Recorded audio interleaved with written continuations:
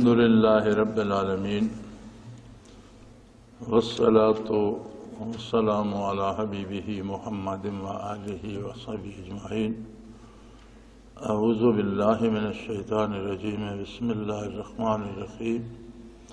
ان ینصرکم اللہ فلا غالب لکم وان یخذلکم فمن ذا الذی ینصرکم من بعدہ وعلی اللہ فلیتوکل المؤمنون۔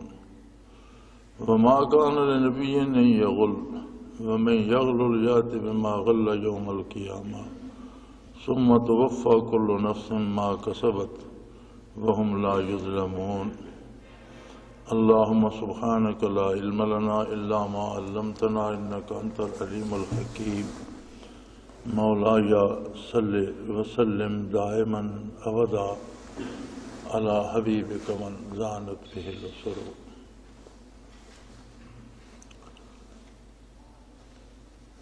یہ ساری حکایت غزوہ احد کی ہی چل رہی ہے۔ فرمایا ان ینصرکم اللہ فلا غالب لکم، اگر اللہ تمہاری مدد فرمائے گا تو کوئی تم پر فتح نہیں پا سکتا۔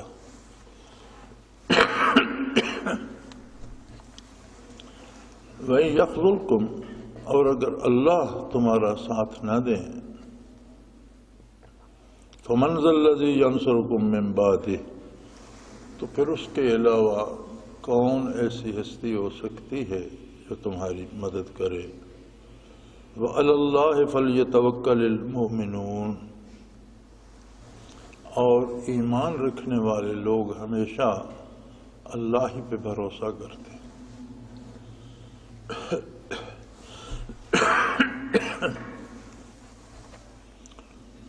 احد میں چونکہ نبی کریم صلی اللہ علیہ وآلہ وسلم کا اپنا ارادہ مبارک شہر میں رہ کر دفاع کرنے کا تھا،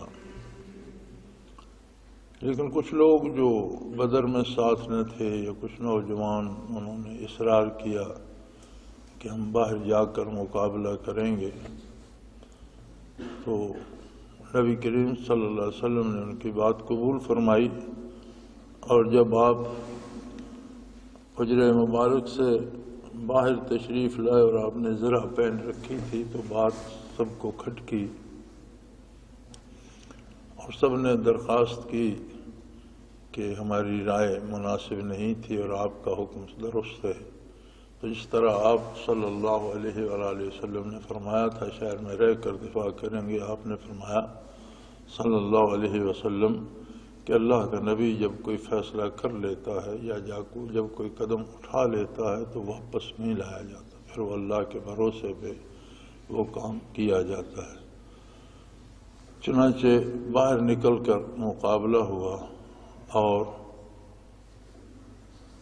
بہت سے مسلمان شہید ہوئے، بہت مشکل وقت آیا، نبی علیہ الصلوۃ والسلام کا رخ انور زخمی ہوا، مسلمانوں کو بہت دکھ پہنچا، لیکن فتح بہرحال مسلمانوں کے ہاتھ ہی رہی۔ اور جن لوگوں نے یہ کوشش کی ہے کہ لکھیں کہ مسلمانوں کو احد میں شکست ہوئی، انہوں نے جلد بازی کی ہے، یہ بات کو سمجھنے کی کوشش نہیں کی۔ لڑائی ضرور بہت سخت ہوئی، کفار نے پیچھے سے حملہ کر دیا، تیر انداز اجتہادی غلطی کی وجہ سے جوش جہاد میں درے سے اتر آئے، صرف 7 آدمی رہ گئے جو بعد میں شہید ہو گئے، اور بھاگنے والے بھی پلٹ پڑے جب پیچھے سے مسلمانوں پر حملہ ہوا۔ تو اس طرح مسلمان 2 پارٹوں کے درمیان آ کر بکھر گئے، ان کی ترتیب درست نہ رہی، لیکن حضور صلی اللہ علیہ وسلم کے ارشاد پر جب نعرہ لگایا گیا تو پھر سب یکجا ہو گئے اور ڈٹ کر مقابلہ کیا، کفار کو شکست ہوئی، بلکہ کئی میل تک مسلمانوں نے اہل مکہ کا تعاقب کیا۔ تو اس بارے میں ارشاد ہو رہا ہے کہ ان ینصرکم اللہ، جب اللہ تمہاری مدد کرے گا، فلا غالب لکم، کوئی تم پر فتح نہیں پا سکتا، کوئی غالب نہیں آ سکتا۔ تو اس آیہ کریمہ نے بھی ان لوگوں کی صاف تردید کر دی جو کہتے ہیں کہ مسلمانوں کو شکست ہوئی۔ حالانکہ اللہ کریم اپنا احسان ارشاد فرما رہے ہیں کہ یہ میری مدد تھی جس نے تمہیں فتح سے ہمکنار کیا۔ وَإِن يَخْذُلْكُمْ، اور اگر اللہ ہی مدد نہ فرمائے، وہی تمہاری قوت توڑ دیں اور تمہیں عزت دینا نہ چاہیں، فَمَنْ ذَا الَّذِي يَنْصُرُكُم مِّن بَعْدِهِ، تو پھر اس کے علاوہ کون ہے جو تمہارے کام آ سکتا ہے۔ یعنی تقاضۂ ایمان یہ ہے کہ مسلمان کو زیب یہ دیتا ہے کہ وہ ہر کام اللہ و اللہ کے رسول کے حکم کے مطابق اور اللہ کی خوشنودی کے لیے کرے۔ اس کی بے شمار ضرورتیں دوسرے انسانوں کی طرح ہیں، اسے دنیاوی اسباب اور دنیاوی چیزوں کی ضرورت ہے، علاج کی، دوا کی، کھانے کی، غذا کی، گھر کی، لیکن اللہ کریم یہ سب ضرورتیں پوری فرماتا ہے اور احسن طریقے سے فرماتا ہے۔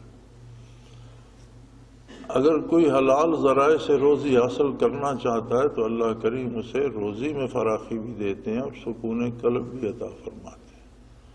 اور اللہ کی پسند کے خلاف کوئی لوٹ کھسوٹ کر مال جمع بھی کر لیتا ہے تو ساری عمر کی ذلت اور رسوائی اس کے ساتھ ہوتی ہے، پریشانیاں اس کے ساتھ ہوتی ہیں، اور عموماً جمع کر کر کے چھوڑ کے مر جاتے ہیں اور پھر وہ کسی دوسرے کے کام آتا ہے۔ تو زندگی کے ہر شعبے میں یہ اصول عطا فرمایا کہ اللہ پہ بھروسہ رکھو۔ جب اللہ کریم تمہاری مدد فرمائے گا تو کوئی بھی تمہیں ہرا نہیں سکتا۔ زندگی کا کوئی شعبہ ہو، شان نزول تو احد کے بارے ہے، لیکن قرآن کا عمومی بیان قیامت تک کے لیے ہے، اور ایک رہنما اصول عطا فرمایا گیا ہے کہ تم اللہ کریم پہ بھروسہ رکھو۔ اور اللہ کریم پہ بھروسہ رکھنے کا مطلب یہ ہے کہ جو جائز وسائل اور اسباب ہیں وہ پورے طریقے سے اختیار کیے جائیں، ان میں کمی نہ کی جائے۔ اگر ان میں کمی ہوگی اور اس کی کمی کی وجہ سے نقصان ہوگا تو اس کا الزام بندہ قدرت باری کو نہیں دے سکتا۔ سنت اللہ ہے، اللہ نے اسباب خود پیدا فرمائے ہیں اور ان پر نتائج بھی خود مرتب فرماتا ہے، لہذا اسباب اختیار کرنا اور پوری دانش مندی سے، یعنی ہر سبب میں دو چیزیں ہوتی ہیں۔ سب سے پہلی اور بنیادی بات ہے کہ جو سبب یا ذریعہ ہم اختیار کرنے چلے ہیں کیا وہ شرعاً جائز ہے، حلال ہے۔ اگر شرعاً جائز نہیں ہے تو اختیار نہ کیا جائے۔ دوسری بات یہ ضروری ہوتی ہے کہ جس کام کے لیے ہم یہ سبب اختیار کر لیں کیا یہ درست ہے یا نہیں۔ زندگی کے مختلف شعبے ہیں اور عموماً دیکھا گیا ہے کہ بعض لوگوں کو ملازمت میں، کاروبار میں نقصان ہو جاتا ہے۔ اب وہ بڑا ایک سادہ سا رواج ہو گیا ہے جی کہ مجھ پہ کسی نے جادو کر دیا۔ بھئی کمال ہے، کائنات اللہ کریم کی ہے، بنائی اس نے ہے، چلا ہو رہا ہے۔ جو لوگ جادوگر ہونے کے دعویٰ کرتے ہیں وہ خود محتاج ہیں، بیمار بھی ہوتے ہیں، مر جاتے ہیں، اپنا مداوع نہیں کر پاتے، لوگوں سے پیسے لے کر شام صبح کا کھانا کھاتے ہیں، اپنے لیے پیسہ نہیں کما سکتے، وہ کسی کا کیا بگاڑیں گے؟ کوئی جادوگر کسی کا کچھ نہیں بگاڑ سکتا۔ یہ نظام اللہ کریم کے اپنے دست قدرت میں ہے، اور جہاں نقصان ہوتا ہے وہاں ہمیں دیکھنا یہ چاہیے کہ جو سبب میں نے اختیار کیا کیا وہ شرعاً درست ہے، اور اگر شرعاً درست ہے تو کیا تجارتی اصولوں کے بھی مطابق ہے۔ اگر آپ نے ایک کپڑے کی دکان بنائی اور آنے جانے والوں کو ایک سوٹ گفٹ کرتے رہے تو آپ کتنا کما لیں گے؟ یعنی آپ نے وہ تحفہ دینے کے لیے تو نہیں بنائی، آپ نے تو کاروبار کے لیے بنائی ہے۔ تو یا ہم لوگ بالکل لوٹنے لگ جاتے ہیں یا اس میں ایسی غلطیاں کرتے ہیں کہ کاروبار درست نہیں رہتا۔ اب اس میں جادو کیا کرے گا اور جادوگر کا کیا ہوگا؟ اگر معاملہ اللہ کے ساتھ درست رہے تو یہاں جو اللہ نے فرمایا فلاح، کوئی بھی تم سے جیت نہیں سکتے، اس کوئی بھی میں تو جادوگر بھی آ جاتا ہے۔ یعنی اللہ کے علاوہ دنیا کی کوئی ہستی تمہارا کچھ نہیں بگاڑ سکتی. لیکن ہوتا یہ ہے کہ اللہ کریم پر بھروسہ بھی تب آتا ہے کہ اللہ کی عظمت سے کچھ آشنائی نصیب ہو جائے. ہمارا یہاں ایک مزارع ہوا کرتا تھا، وہ بہت بوڑھا ہو گیا ہے، اس سے کام نہیں ہوتا، لیکن ابھی ہے زندہ. ہمارے ساتھ یہاں ایک بابا جی ہوتے تھے، وہ بیچارے کہیں بچپن سے پاگل تھے اور ساری عمر پاگل ہی رہے. نہ انہیں لباس کا ہوش ہوتا تھا، نہ کھانے پینے کا، نہ کسی سے ملنے ملانے کا، حتیٰ کہ پیشاب پاخانے کی بھی تمیز نہیں تھی.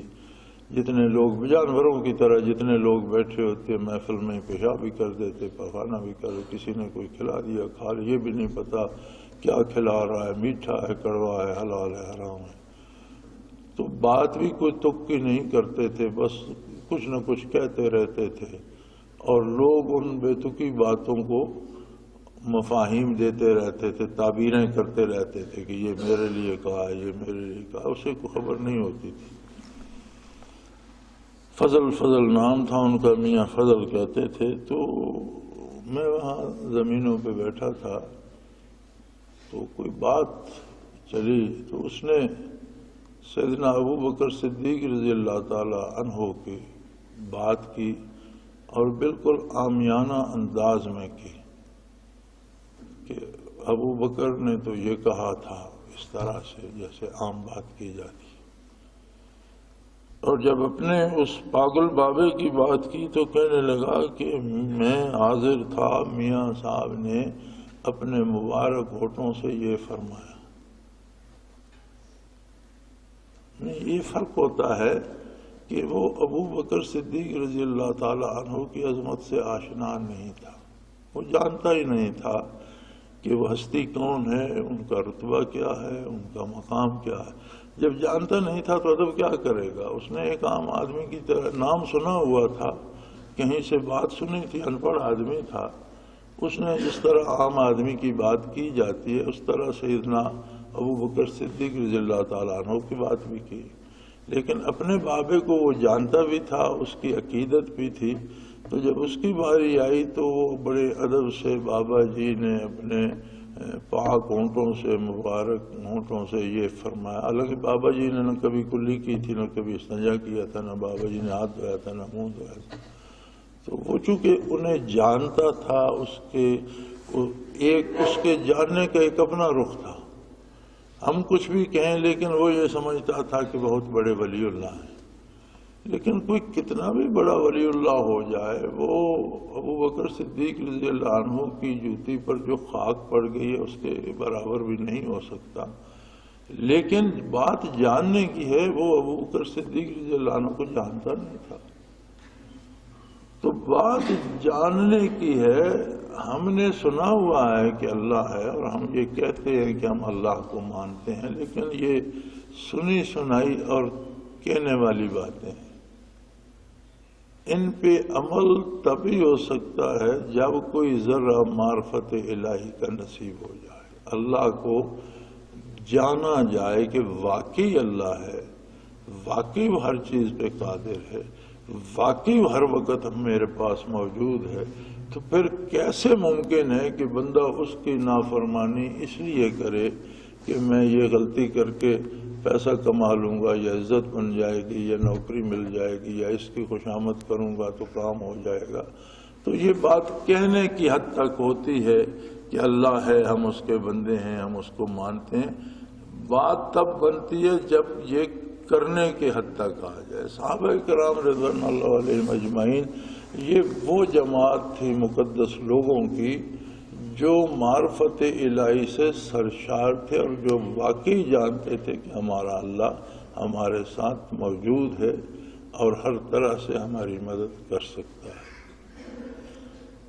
اور فرمایا اگر اللہ کسی کو ذلیل کرنا چاہے، اللہ کسی کی مدد نہ کرنا چاہے، اللہ کسی کو فتح نہ دینا چاہے، اللہ کسی کا کام سنوارنا نہ چاہے، تو پھر کون ہے دوسرا جو اس کے کام آ سکے؟ یعنی کوئی دوسری ایسی ہستی نہیں ہے جو اس کے کام آ سکے۔ وَعَلَى اللَّهِ فَلْيَتَوَكَّلِ الْمُؤْمِنُونَ، اور ایمان والے ہمیشہ اللہ ہی پہ بھروسہ کرتے ہیں، توکل کرتے ہیں۔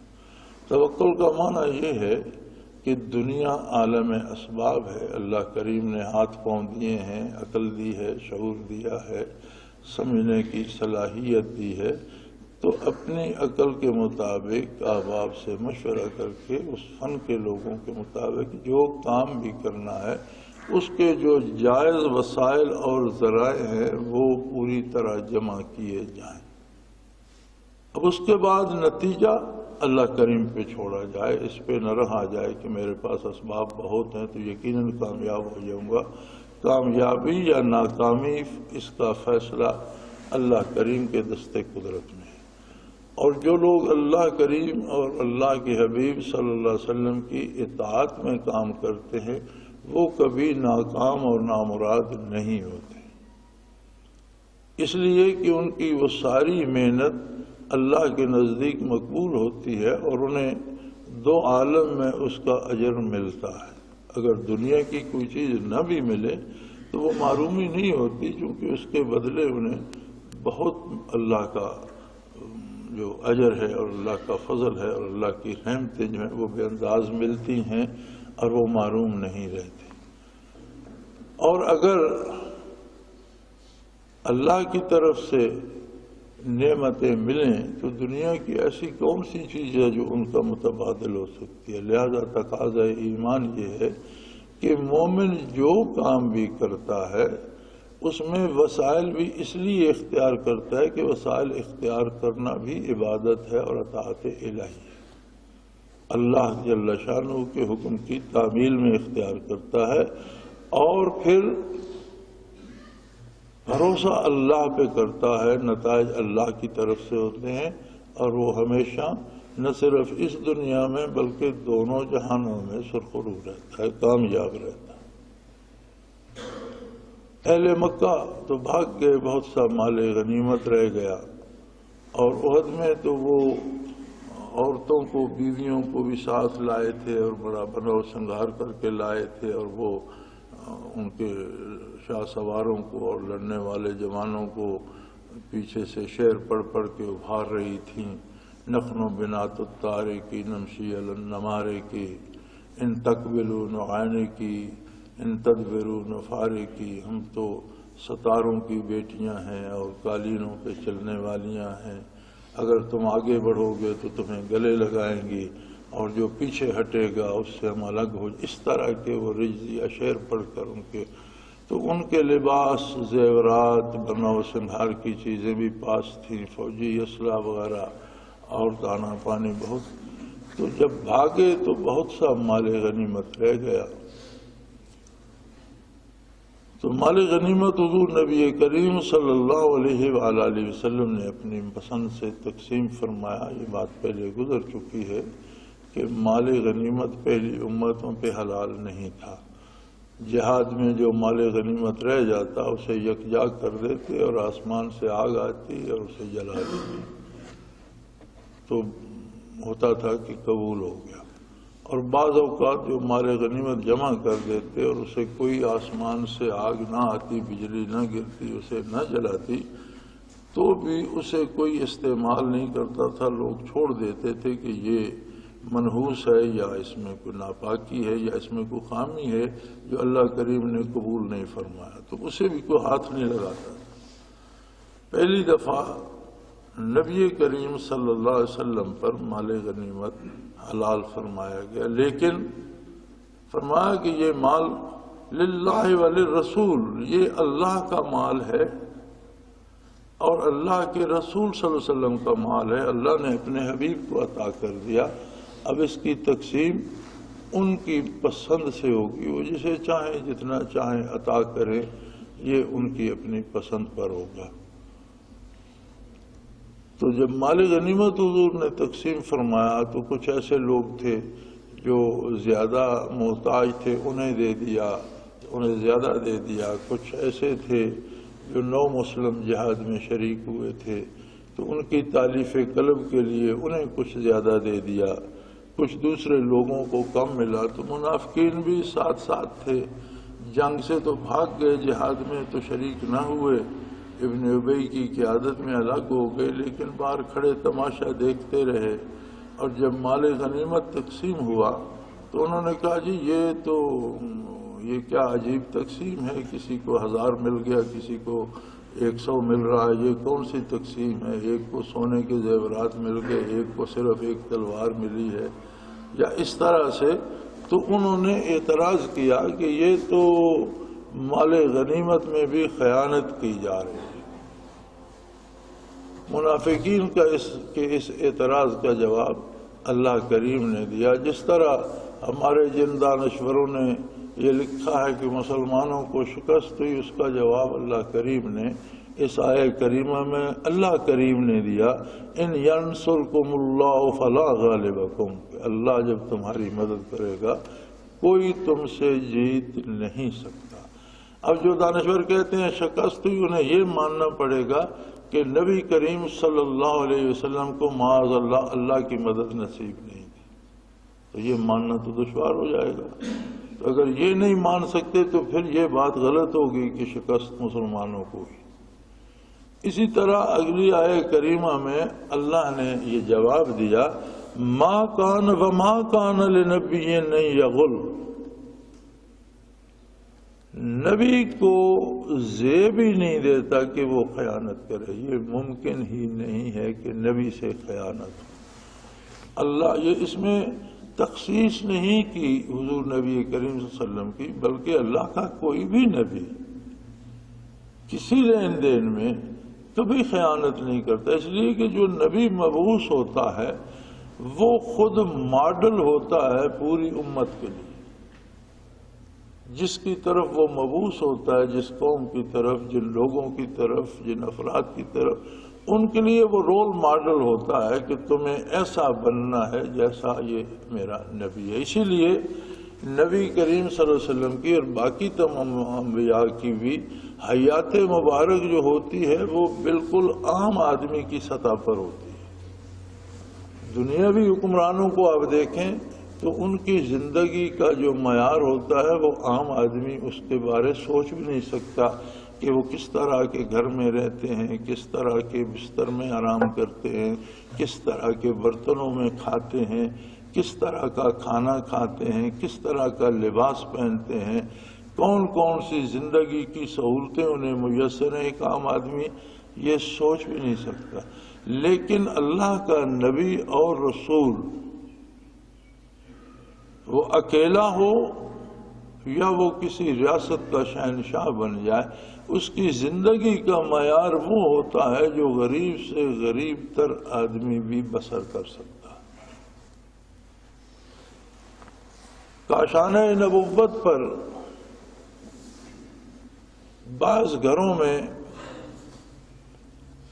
کمبل تھا جو حضور آدھا زمین پہ بچھاتے اور آدھا اوپر لے لیتے تھے، اور بعض گھروں میں صرف چٹائی تھی، یہ کھجور کے پتوں سے بنی ہوئی، اور اوپر لینے کے لیے کچھ نہیں ہوتا تھا۔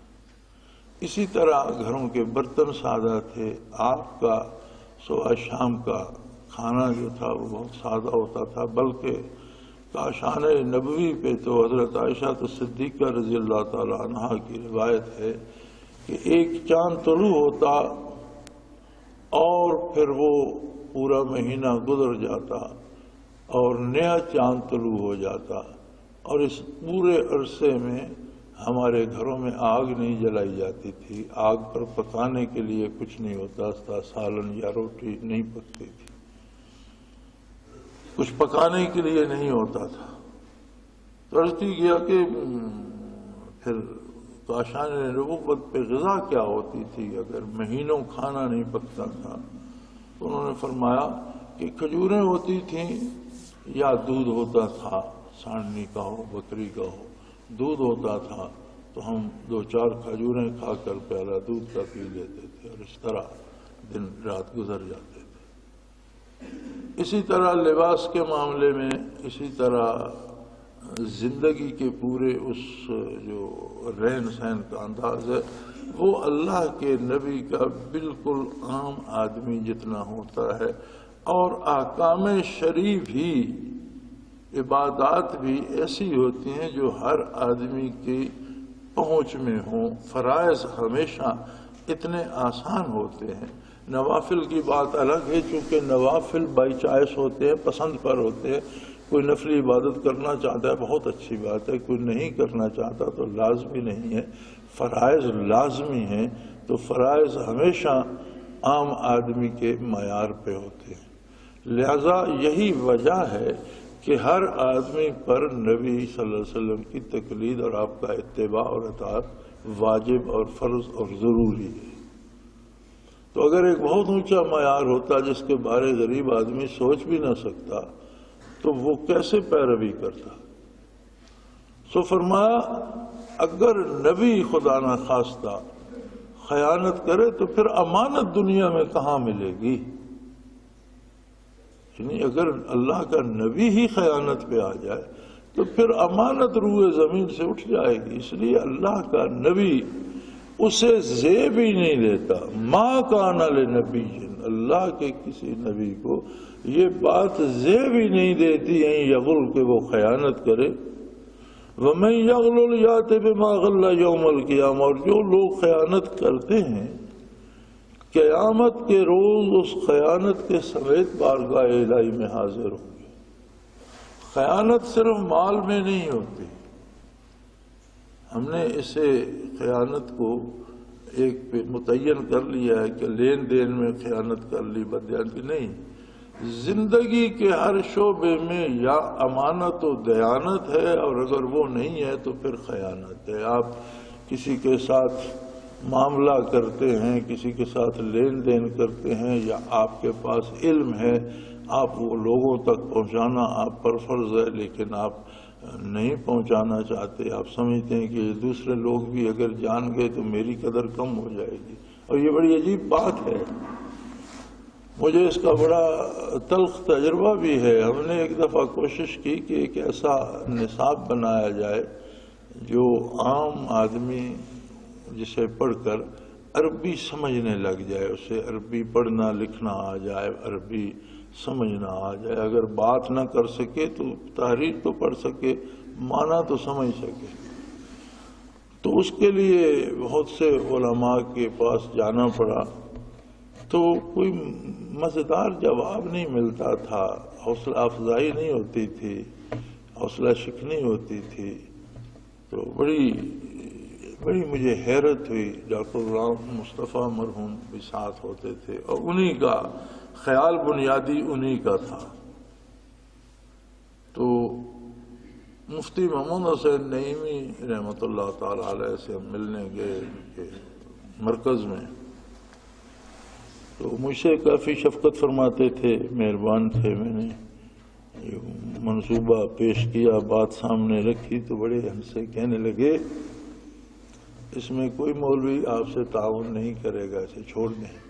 میں کہا حضرت وجہ سمجھ میں نہیں آتی۔ کہنے لگے وجہ صاف ہے، اگر لوگ عربی پڑھ جائیں گے، عربی بولنے لگیں گے، عربی لکھنے پڑھنے لگیں گے تو وہ خود قرآن و حدیث پڑھ لیں گے، مولوی صاحب کے پاس کیا لینے آئیں گے؟ اس لیے کوئی مولوی اس میں تعاون نہیں کرے گا۔ وہ بڑی صاف انہوں نے بات کی، انہوں نے کہا بھائی یہ مشکل ہے، یہ چھوڑ دیں، چونکہ بغیر مولویوں کے تعاون کے تو یہ کام نہیں ہو سکتا۔ جو عربی جانتے ہیں وہی بتائیں گے تو کوئی سمجھے گا، اور وہ نہیں بتائیں گے اس لیے کہ ان کی ساری نمبرداری تو اسی پہ ہے کہ ذرا سی بات ہو تو لوگ کہتے ہیں چلو مولوی صاحب کے پاس۔ اب اگر وہ عربی پڑھنا سیکھے تو مولوی صاحب کے آنے کی بجائے یا فقہ کی کتاب کھول لیں گے، یا حدیث کی کھول لیں گے، یا قرآن کھول کے بیٹھ جائیں گے، تو پھر مولوی صاحب کو کون پوچھے گا؟ آپ کے الٹے کام میں لگ گئے۔ تو یہ بھی خیانت ہے، اور اس کا بھی جواب یوم حشر دینا پڑے گا۔ اسی طرح کسی کے پاس اختیارات ہوتے ہیں اور لوگ مدد کے مستحق ہوتے ہیں، وہ مدد نہیں کرتا، یہ بھی خیانت ہے۔ ایک آدمی عدالت کی کرسی پہ بیٹھے، لوگ انصاف کے لیے آتے ہیں، وہ انصاف فراہم نہیں کرتا، تاخیر کرتا ہے، ٹالتا رہتا ہے انہیں، فضول میں لوگوں کا وقت ضائع، یہ ساری خیانت کی قسمیں ہیں۔ اسی طرح کاروبار میں آپ نمونہ اور دکھاتے ہیں، چیز اور دے دیتے ہیں، پیسے اور کے وصول کرتے ہیں، مال میں کمی کر دیتے ہیں۔ تو یہ جتنے زندگی کے شعبے ہیں، وہ علمی ہوں، وہ تحریری ہوں، وہ تقریری ہوں، وہ لین دین کے ہوں، وہ رشتے ناطے کے ہوں، تو یہ دیکھا گیا ہے کہ بعض اوقات باپ بیٹوں سے فیئر ڈیل نہیں کرتا، بعض اوقات بیٹے باپ سے فیئر ڈیل نہیں کرتے، بعض اوقات بھائی بھائیوں سے دھوکہ کرتے۔ تو یہ ساری صورتیں جو ہیں یہ خیانت کی ہیں۔ تقاضا ایمان یہ ہے کہ خیانت نہ کی جائے۔ آپ کسی کو کوئی چیز نہیں دینا چاہتے، اسے کہیں بھائی صاحب میں یہ نہیں دے سکتا، بات ختم۔ اسے گھما پھرا کر جھوٹ بول کر پھر اسے آسرا دے کر کوئی نقلی چیز دے دینا، اور یہ فرمایا یہ ایمان کے ساتھ یہ چیز زیب نہیں دیتی۔ اور نبی کی ذات تو کہاں ورا الورا اور بلند ہوتی ہے، اس لیے نبی جو کرتا ہے وہی حق ہے۔ اور یہ اعتراض منافقین کا بے جا ہے، اس لیے کہ من یغل یات بما غل یوم القیامہ، جو بھی خیانت کرے گا روز حشر اللہ کی بارگاہ میں اپنی اس خیانت سمیت حاضر ہوگا، وہ توق کی طرح اس کے گلے میں پڑی ہوگی۔ ثم توفی کل نفس ما کسبت، پھر ہر آدمی کو جو اس نے کیا اس کے کردار کے بالکل مطابق جزا و سزا دی جائے گی۔ یعنی یہ نہیں کہ کسی نے کوئی جرم نہیں کیا اور اس میں اسے دھر لیا جائے، ایسا نہیں ہوگا۔ یہ الگ بات ہے کہ اس نے جرم کیا کیا، اس کی نوعیت کیا تھی اور اللہ کے نزدیک اس کی سزا کیا ہے، اس نے نیکی کون سی کی تھی، اللہ اسے اجر کتنا دیتا ہے، یہ اس کی مرضی کی بات ہے۔ کیونکہ اللہ جب دیتا ہے اپنی طرف سے عطا کرتا ہے تو بہت زیادہ عطا کر دیتا ہے۔ اسی طرح سزا بھی غور یہ کرنا چاہیے کہ ہم یہ سمجھتے ہیں یہ چھوٹی سی غلطی میں نے کی۔ غلطی یا گناہ کبھی چھوٹا نہیں ہوتا اگر اس نظر سے دیکھا جائے کہ نافرمانی کس کی ہے۔ یعنی گناہ کے دو پہلو، ایک پہلو تو یہ ہے کہ ہم نے کسی کے 5 روپے کھا لیا، اس عہد میں 5 روپے بھکاری بھی لے کر راضی نہیں ہوتا، 5 روپے کی کیا حیثیت ہے، کوئی بات نہیں۔ لیکن اگر یہ دیکھا جائے کہ یہ 5 روپے جو میں نے کھا لیے ہیں یہ اللہ کے حکم کے خلاف ہے، تو خلاف ورزی کس کے حکم کی؟ اس نظر سے دیکھا جائے تو گناہ کوئی صغیرہ نہیں رہتا۔ علماء نے بہت سی فہرست گنوائی ہے کہ یہ گناہ کبیرہ ہیں اور اس میں یہ چھوٹے ہیں، صغیرہ ہیں، لیکن آخر میں علماء حق یہ لکھتے ہیں کہ گناہ ہوتا ہے اور صغیرہ کوئی نہیں ہوتا اگر اس نظر سے دیکھا جائے کہ نافرمانی کس کی ہے۔ بڑا گناہ بھی اللہ کی نافرمانی ہے اور چھوٹا گناہ بھی اللہ ہی کی نافرمانی ہے۔ تو فرمایا نبی تو دوسری مخلوق کو بھی اللہ کی اطاعت پہ لگا دیتا ہے، ان کے دل بدل دیتا ہے۔ کوئی اس کے قدموں میں اپنا دل نچھاور کرے، کوئی اپنا سینہ کھولے، کوئی لبیک کہے، وَيُزَكِّيهِمْ، وہ تو ایک گناہ میں لتھڑے ہوئے بندے کو پاک صاف کر دیتا ہے۔ تو نبی سے خیانت کا تصور ممکن نہیں۔ ہاں جو لوگ خیانت کرتے ہیں وہ اس خیانت سمیت میدان حشر میں لائے جائیں گے اور ان کے عمل کے مطابق انہیں سزا دی جائے گی۔ وَهُمْ لَا يُظْلَمُونَ، ہاں زیادتی ان سے بھی نہیں کی جائے گی۔ کسی نے جو جرم نہیں کیا اس کی سزا اللہ کریم اس کے سر نہیں تھوپیں گے، لیکن جو جرم کرے گا اگر دنیا میں توبہ کرتا ہے، اس کی تلافی کرتا ہے، کسی کا حق کھایا ہے تو اسے ادا کرتا ہے، اللہ سے بھی معافی مانگتا ہے، جس کی حق تلفی کی ہے اسے، تو اللہ توبہ قبول کرنے والا ہے، معاف کرنے والا ہے، آئندہ زندگی میں سنبھل جاتا ہے، نیکی کرتا ہے، تو تا دم واپسی توبہ کا دروازہ تو کھلا ہے۔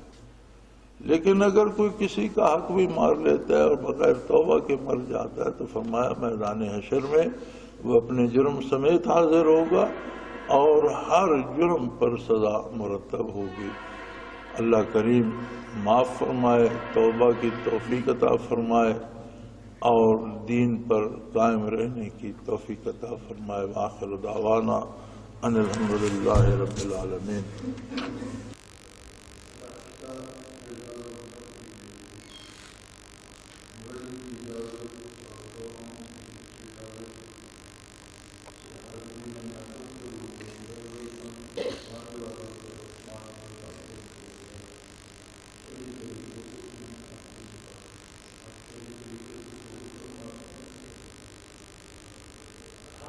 اللہ